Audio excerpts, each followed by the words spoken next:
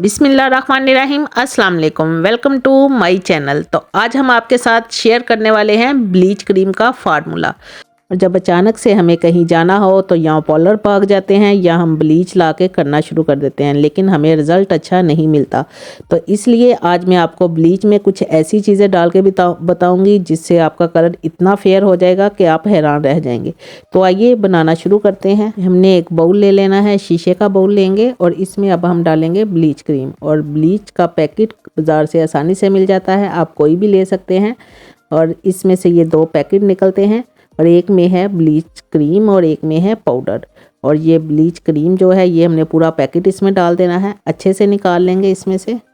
दूसरी चीज़ हमने लेनी है पाउडर जो ब्लीच क्रीम में से निकला है, इसकी हमने कटिंग करके तो लेंगे हाफ बेबी स्पून। अगर आपने स्किन पे लगाना है तो ये पाउडर इतना ही चलेगा। तो अगर आपने हाथों पैरों पे लगाना है, जिनकी जिल्द सेंसिटिव है वो इतना ही रहने दे और दूसरा कम या ज़्यादा कर सकते हैं। और अगली चीज़ हमने लेनी है टूथपेस्ट। वाइट कलर की आपने टूथपेस्ट लेनी है, कोई भी ले सकते हैं। ये हमने लेनी है 1 टीस्पून।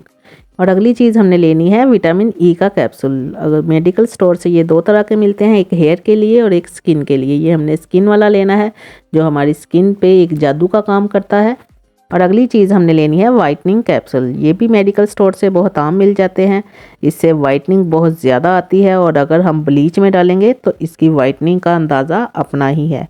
और अब हमने इसको अच्छे से मिक्स करना है। ये सारी चीज़ें हमने इसमें डाल दी हैं। एक चीज़ रह गई है, वो मैं आखिर में आपको बताती हूँ, और वो है कच्चा दूध। कच्चा दूध हमने डालना है 2 टेबलस्पून। और वो डालने से इसका pH लेवल कम हो जाएगा और ये ईचिंग बिल्कुल नहीं करेगा। जिनकी जिल्द सेंसिटिव है वो भी ये लगा सकेगा।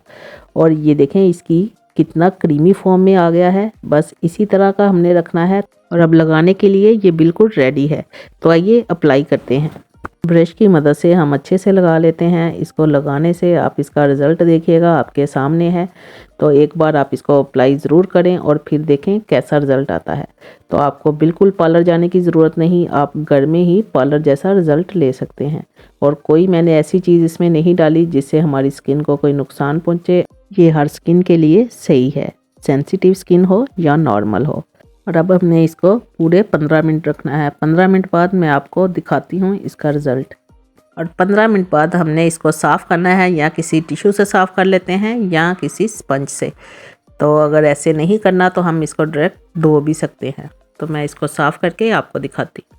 और ये रहा ब्लीच का रिज़ल्ट, ये आपके सामने है। स्किन देखे कितनी नरम और मुलायम है। जो हमने इसमें चीज़ें डाली हैं सिर्फ उसी का कमाल है।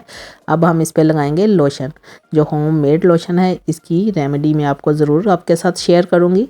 लगा इस ब्लीच का रिज़ल्ट और स्किन आपके सामने है, कितनी ग्लो कर रही है। उम्मीद है आपको मेरी ये रेमेडी पसंद आई होगी। तो अगर पसंद आई है तो मेरे चैनल को सब्सक्राइब करें, शेयर करें और लाइक ज़रूर करें। तो चले गाइस, फिर मिलेंगे एक नई रेमेडी के साथ, एक नई वीडियो के साथ। तब तक के लिए अल्लाह हाफिज़।